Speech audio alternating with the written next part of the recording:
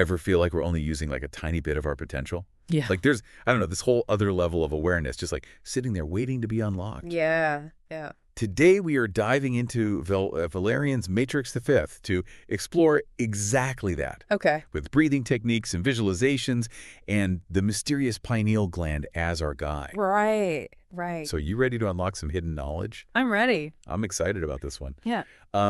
It's fascinating to me how Matrix V takes these ancient practices, right? Yeah. And frames them as tools for unlocking human potential. Mm-hmm. And not just in a, like, spiritual sense, but almost like a technology Right. that we could use to consciously influence our evolution. It's true. I mean, that's one of the really fascinating things about this. Matrix V really emphasizes this idea that we are not just sort of these passive beings subject to, the whims of fate or whatever. Right. That we actually have the power to take control of our own evolution. Yeah, I'm kind of stuck on that. That feels huge, this idea that we can consciously influence our evolution, our own evolution. Yeah. It is, where do you even start, right? Yeah. Well, I think one of the things that Matrix 4 points to is the breath. Okay. The breath is this foundational practice, right? Okay. And it emphasizes something called charger breathing. Charger breathing. Yeah. Have you heard of that? I have not. Charger breathing. It sounds, I don't know, kind of intense, like, Yeah. something out of a sci-fi training montage. Yeah. It's actually much simpler than it sounds. Okay. The effects, though, I mean, those can be powerful. Matrix 4 describes it as 3 sharp, deep inhales through the nose. Yeah. Each followed by an equally forceful exhale. Okay. But here's the twist, the final exhale. It's done through the mouth, lips slightly pursed. So it's not just deep breathing. It's about that specific way of releasing the breath at the end. Exactly. Okay. That deliberate control, I think, is really key here. Huh. Think of it like a reset button for your energy. Oh, interesting. Matrix IV suggests that this helps us to kind of gain mastery over our thought patterns and rhythms. It's almost like, fine-tuning a radio. Okay. So you can pick up a clearer signal. Okay. So I'm starting to see how this ties into this whole unlocking potential idea. Right. Because if our thoughts are like that radio static, Yeah. charger breathing is helping us clear the airwaves, so to speak. Exactly. But then how does visualization fit into all of this? Well, that's where it gets really interesting, I think. Okay. Because Matrix 4 connects this breath work, especially charger breathing, Right. to activating our inner vision, Okay. what many traditions call the third eye. Hold on, the third eye. We're going full on mystical here. Think of it less as a literal eye and more like a shift in perception. Okay, okay. Right. So this third eye, which is often associated with the pineal gland, Right. is seen as kind of the seat of our intuition, Yeah. insight. Okay. So by using charger breathing, we are essentially directing energy towards this pineal gland Yes, and potentially like waking up that intuitive part of ourselves. that's the idea. Okay. Matrix the Fourth actually describes this as raising our density. Okay. It's almost like we are moving up to a higher level of consciousness. So imagine, if you will, like switching from, I don't know, an old radio Right. with limited stations to one that can suddenly access a whole new spectrum of frequencies. Yeah, exactly. Exactly. Okay. It's about expanding our potential. Okay, wow. So we're talking about actually perceiving reality differently? Yeah. Not just having like these fleeting moments of intuition. Right. But what exactly is the pineal gland? And why is it so crucial to all of this? Well, physically, it's really interesting. It's a tiny pine cone-shaped gland, Okay. and it's nestled deep within the brain. Okay. Now, we know it regulates sleep cycles, right, Yeah. by producing melatonin. But Matrix 4 and a lot of esoteric traditions believe it has a far greater role, Okay. acting as this antenna Yeah. for what they call prana. Prana. Yeah, Is that like the life force energy exactly. that we hear about in yoga and things like that? Yeah, exactly. Matrix 4 suggests that prana is all around us. Okay. And the pineal gland, when it's activated, can act like a conduit, Okay. allowing us to tap into this energy and use it to influence our reality. Wait, so it's like a cosmic energy source? You could think of it that way, yeah. And we all have the potential to plug in. This is blowing my mind. Pretty amazing stuff, right? Yeah. But how do visualizations actually work to amplify this process? Okay. Because we've got the breath, we Right. got the energy. Right. But how do we direct it? Where do we want it to go? Okay. Well, Matrix IV uses this really interesting analogy of planting a seed. Okay. So imagine the seed is your intention, right? Okay. What you want to manifest in your life. Visualization is like nurturing that seed. Okay. With your focused attention, you're giving it energy to grow. So the more vivid the visualization, Yeah. the stronger the seed becomes, Exactly. and the more likely it is to sprout in reality. Precisely. Okay. And techniques like charger breathing Right. provide that extra boost of energy, Right. that life-giving prana Right. to help that seed really take root Okay. and flourish. So it's almost like we're giving our intentions access to like fertile ground through these practices. You could think about it that way, yeah. This is really resonating with me because it's like we're not just these passive observers in our life. Right? Like we actually have the power to shape our reality Yeah, through focused intention and these practices. absolutely. But Matrix IV also mentions something called densities Yes. when it comes to human evolution, and I'm really curious about this. Can you elaborate on what that actually means? Yeah, so Matrix IV uses densities to describe the stages of consciousness evolution. Okay. So imagine climbing a ladder. Okay. Each rung represents a higher density, Okay. a state of expanded awareness and potential. Okay. And we, as a species, are currently on one of those rungs, right? Yeah, right. But there are many more above us. So we're talking about the potential for humans to Mhm. evolve beyond our current limitations, Exactly. to access abilities and perceptions that we haven't even dreamt of yet. That's exactly it. And Matrix IV suggests that practices like charger breathing and visualization, by activating the pineal gland Right. and tapping into prana, Right. could be the key to climbing that evolutionary ladder. Okay, so we're talking about accelerating our own evolution In a way, through these practices. it's a powerful thought. It's huge. Yeah. But Matrix IV also mentions that humans haven't always been limited to this current density. Right. That ancient civilizations like Yeah. the Dogon tribe in The Africa Dogon tribe, yeah. might hold clues to a time when humans possessed greater knowledge, Right. greater abilities. Yeah. What's the story there? Well, the Dogon tribe is fascinating. Yeah. They have this incredibly detailed Yeah. understanding of the Sirius star system, Okay. which includes knowledge Yeah. about a companion star called Sirius B, Right. which you can't even see with the naked eye. It's invisible. It is. It wasn't until the 19th century Right. that modern science Right. even confirmed that it was there Exactly. with telescopes. So how did they know? Right. So you're saying this ancient culture Yeah. knew about a star we couldn't even see Right. until we invented powerful telescopes. Yeah, it's really remarkable. How was that even possible? That is the million-dollar question, right? Right. The Dogon, they claim their knowledge comes from the Nomo, Okay. which are these amphibious beings Okay. who visited them from Sirius centuries ago. Okay. So we're going full on ancient aliens here. I mean, that's their story. Yeah. That's what they say. Okay. But Right. even if we, don't take the whole extraterrestrial explanation, maybe at face value, Yeah. doesn't it still suggest that humans at some point Yeah. might have possessed Yeah. a greater understanding of the universe than we do now? It's a compelling thought, isn't it? It is. I mean, perhaps Yeah. these ancient cultures, they had different ways of knowing, Yeah. different ways of perceiving reality Right. that we've lost touch with over time. And maybe, just maybe, practices like charger breathing It's possible. and visualization Mm. are pathways to rediscovering those lost abilities, Could be. to reclaiming that ancient wisdom. It's possible. I mean, that's what's so exciting about all of this, right? Is that yeah. we don't know for sure, It's a mystery. but it opens up these incredible possibilities that, Yeah. that we can explore. And that's really what Matrix the First is all about, right?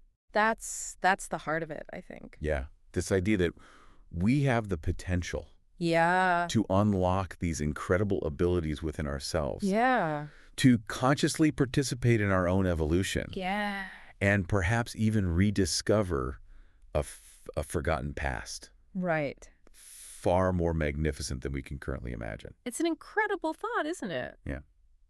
This is definitely pushing the boundaries Yeah. of my understanding, but it's also incredibly exciting. It is. It really is. So if charger breathing and visualization are these keys to unlocking this potential. Yeah. What role does the pineal gland play in all of this? What's going on in there That's a great question. when we engage in these practices? Yeah. That's where Matrix gets even more fascinating, Okay. suggesting that the pineal gland acts like a bridge Okay. between our physical Okay. and our subtle bodies, Okay. a gateway to higher dimensions of reality. Higher dimensions. Yeah, we're going to have to unpack that a bit, aren't we? But that's a whole other conversation. It is. We'll have to get to that next time.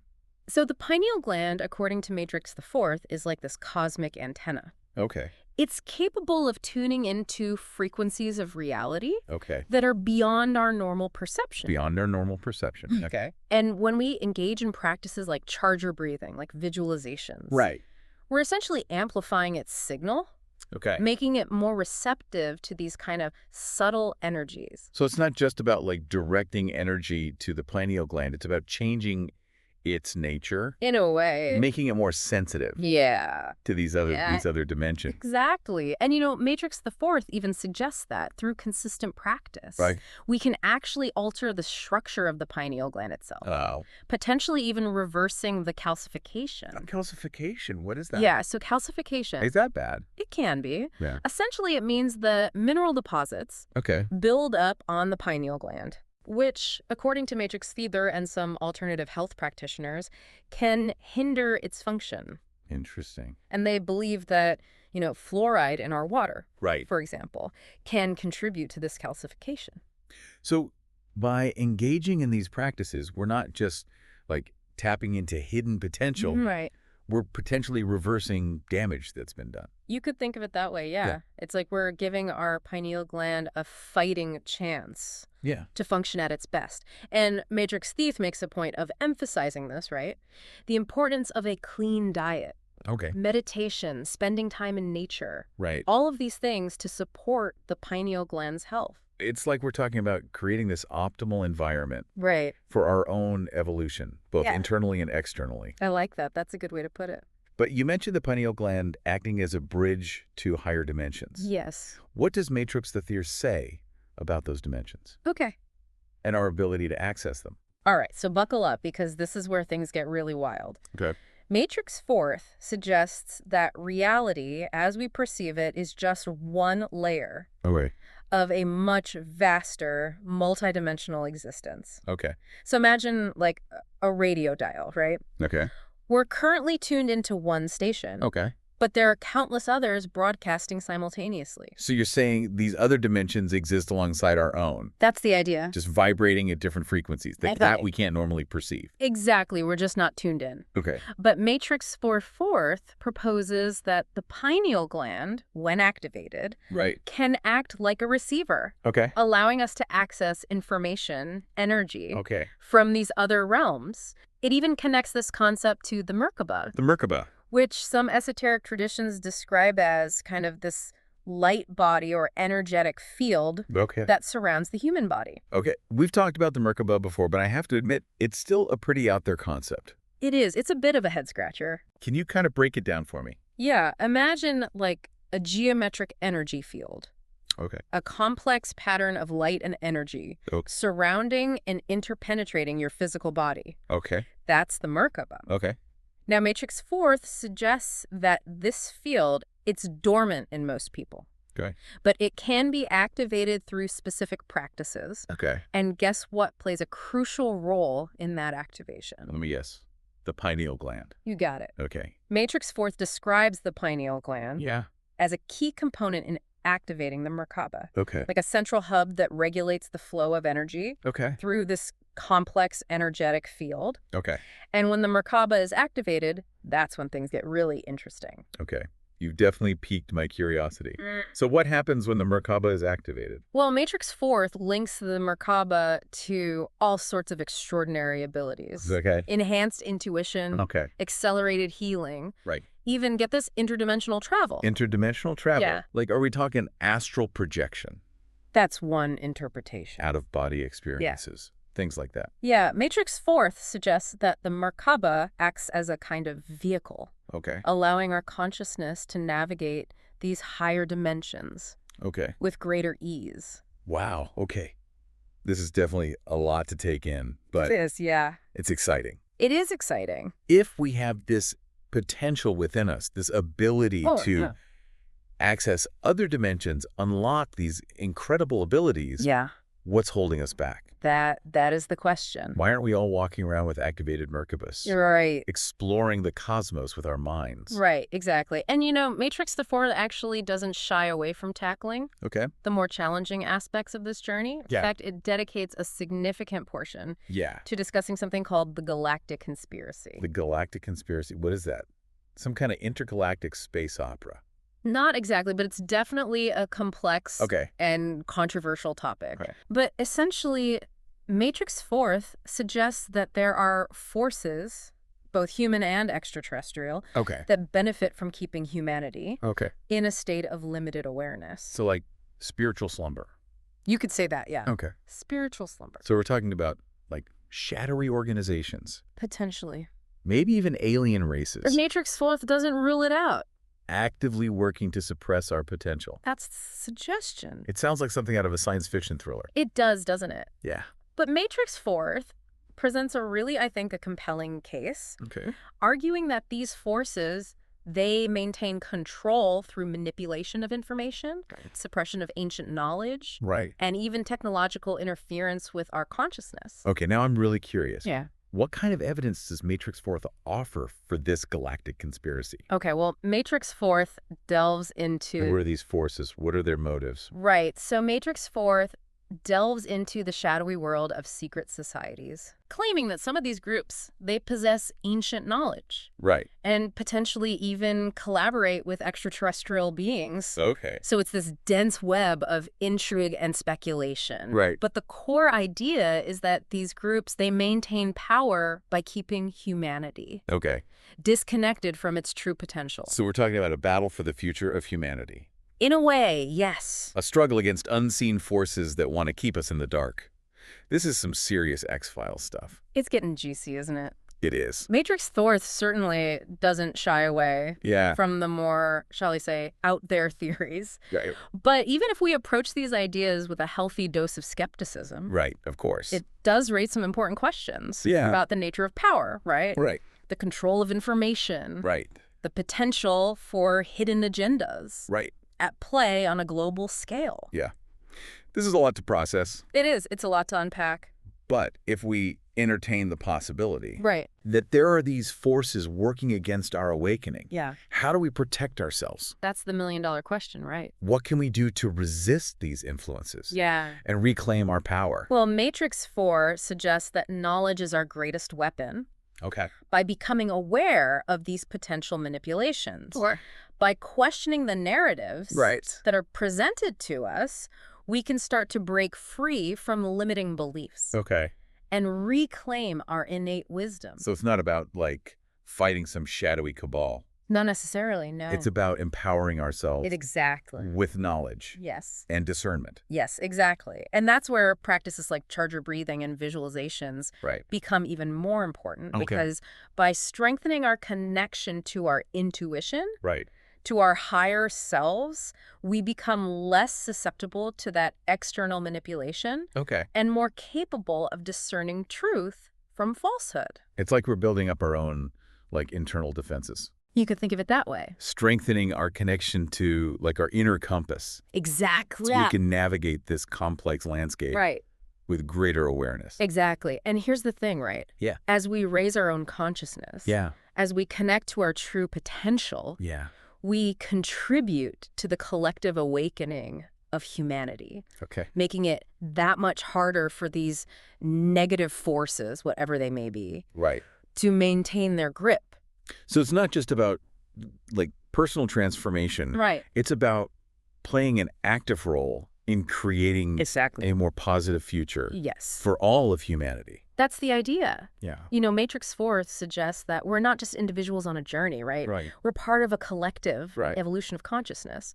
And the choices we make, the practices we engage in, they ripple outward, They influence the world around us. In ways we may never fully comprehend. In ways we may never fully comprehend. Exactly. This is incredibly empowering. It is empowering. It's a reminder that we're not just like these passive bystanders in this cosmic drama. We are active participants. Yes. With the power to shape. Yes. Our own destiny. Yeah. And contribute to a brighter future. That's the message of Matrix IV. Okay. That we have the power to break free from limiting beliefs. Right. To reclaim our innate wisdom. Yeah. And to step into our full potential. Okay. As conscious, awakened beings. This deep dive has been quite a journey. It has. We've covered breathing techniques, visualizations, the mysterious pineal gland. Right. And even a potential galactic conspiracy. That's a lot. There's a lot to process. It is. But one thing's for sure. Matrix IV offers a very captivating and thought-provoking exploration. It does. Of human potential. Yeah. And the vast possibilities that lie ahead. It really does make you think, doesn't it? It really does. About what we're capable of. I'm still kind of reeling from this whole galactic conspiracy idea. Yeah. Like, it's a lot. It is. A lot to wrap your head around. It is. But Matrix VI doesn't just, like, leave us hanging with this, like, wild theory, right? No. It offers some, like, suggestions on how to actually apply these concepts to our lives. Absolutely. And it all comes back, really, to those core practices we were talking about. Okay. Charger breathing. Right. Visualizations. Right. Matrix VI frames them almost like tools for self-defense. Okay. In this, cosmic battle for consciousness. So the stronger our connection to our inner selves, the more resilient we become to any external manipulation. That's the idea. And it's not just about protecting ourselves either, right? Okay. Matrix VI suggests that as we raise our own vibration, so to speak, we actually contribute to a larger shift. Okay. In collective consciousness. So it's like this ripple effect. Kind of. The more individuals who awaken to their potential, the more it influences the whole of humanity. Exactly. It's about reclaiming our power, not to dominate or control, right? But to contribute to a more harmonious and awakened future for everyone. I love that. That's that's empowering on like a personal and a collective level. Absolutely. But I have to ask, with all this talk about densities and higher levels of consciousness, does Matrix IV offer any like concrete examples of what those higher states might actually look like? It does touch on some fascinating accounts. Okay. From various cultures throughout history. Okay. For example, it mentions the Dogon tribe again. Okay. This time in relation to their intricate knowledge of sound and vibration. Wait, so it's not just their astronomy? No. That's remarkable. Matrix III suggests that they had a very deep understanding of these principles as well. Interesting, okay. Yeah. According to Matrix I, the Dogon believe that sound is the foundation of creation. Okay. That everything in the universe vibrates at its own specific frequency. Okay. And they even had these complex rituals and ceremonies that were designed to harmonize with these cosmic vibrations. So they're using sound to potentially influence reality. That's one way to look at it. To align themselves with the natural order of the universe. Exactly. And it ties back to this idea, right, that higher densities are characterized by a deeper understanding and mastery of energy. Okay. Whether it's through breath, visualization, or even sound. It makes you wonder what other possibilities might open up as we evolve. Right. If sound can have that kind of impact. It's incredible. Imagine what else we might be able to achieve.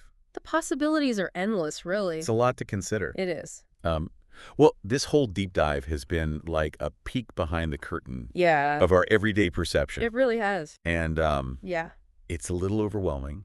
It can be. But it's also incredibly inspiring. It is inspiring. It's this powerful reminder that we have the capacity to shape our own reality, evolve our consciousness, absolutely, contribute to a brighter future for humanity. It's all there for us. It's a beautiful message. It is. It really is.